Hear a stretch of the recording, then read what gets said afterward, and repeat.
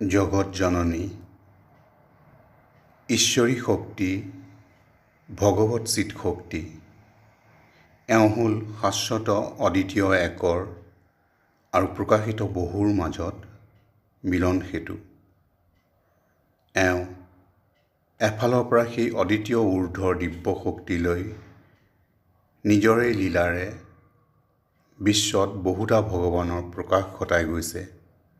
নিজৰ স্ফুৰণ ক্ৰিয়াৰে আত্মপ্ৰক্ষেপণ আৰু বিৱৰ্তনৰ মাজেৰে অসংখ্য ৰূপৰ সৃষ্টি কৰিছে আৰু আনফালে তেওঁৰ একেই শক্তিৰ পুনৰ আৰোহণৰ প্ৰবাহত আকৌ ইহঁতক সেই দিশলৈ ঘূৰাই লৈ গৈছে য'ৰ পৰা ইহঁত আহিছিল, যাতে আত্মাই বিৱৰ্তনৰ পথত আকৌ ইয়াৰ দিব্য উৎসলৈ ঘূৰি যায় নাইবা ইয়াতেই দিব্যত্ব লাভ কৰে। এওঁ যদিও বিশ্বযান্ত্ৰিকতা স্থাপন কৰিছে, প্ৰকৃতিৰ প্ৰাকৃতিক শক্তিৰ বিষয়ত পিছে যেনেকৈ প্ৰথমেই দেখা যায় ইয়াৰ নিশ্চেতন কৰ্মপ্ৰণালী, জগতমাতাৰ নিজৰ চৰিত্ৰ তেনে নহয়। আকৌ মায়াৰ জগতত যেনেকৈ আমি প্ৰথমেই পাওঁ অনিশ্চয়তা আৰু সাঁথৰ বা অৰ্ধপ্ৰহেলিকাৰ সৃষ্টি, তেনেকুৱা একো এওঁৰ মাজত নাই। অনুভূতিলব্ধ আত্মাই স্পষ্টকৈয়ে দেখিবলৈ পাব যে এওঁৰ মাজত আছে সেই পৰাৎপৰৰ একেই চেতন শক্তি আৰু প্ৰকৃতি, ইয়াৰেই উপাদানসমূহ।